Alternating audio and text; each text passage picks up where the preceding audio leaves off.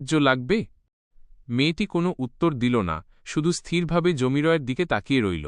তার চোখ থেকে এক অদ্ভুত শীতলতা বেরিয়ে আসছিল। জমিরয় আবার বলল, কোথায় যাবে? আমি তোমাকে পৌঁছে দিতে পারি। মেয়েটি ধীরে ধীরে তার হাত বাড়িয়ে জমিরয়ের দিকে এগিয়ে এল। যত কাছে আসছিল, জমিরয়ের শরীরের লোমগুলো তত যেন কাঁটা দিচ্ছিল। মেয়েটির পায়ের দিকে চোখ পড়তেই জমিরয় শিউরে উঠল। তার পা দুটো মাটির ওপর দিয়ে নয়, বরং কয়েক ইঞ্চি উপরে ভেসে রয়েছে। তার মুখটা কেমন বিকৃত হয়ে যাচ্ছে আর চোখ দুটো থেকে যেন আগুনের শিখা জ্বলছে। ভয়ে জমিরয়ের গলা শুকিয়ে গেল। সে দ্রুত বাইক স্টার্ট দিতে চেষ্টা করল, কিন্তু বাইকটি যেন জমাট বেঁধে গিয়েছিল।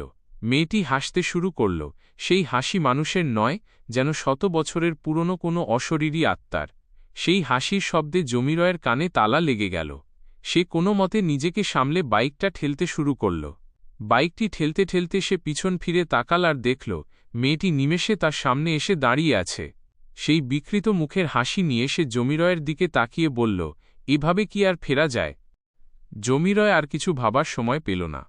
সে চিৎকার করে বাইকটা ঠেলে রাস্তার পাশে উল্টে দিল আর ঝোপঝাড়ের মধ্য দিয়ে ছুটতে শুরু করল। সে থামল না, শুধু দৌড়াল।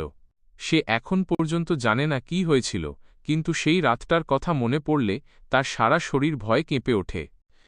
যদি এই রকম আরও হাড়হিম করা ভৌতিক গল্প দেখতে চান, তাহলে এখনই আমাদের চ্যানেলটি সাবস্ক্রাইব করুন।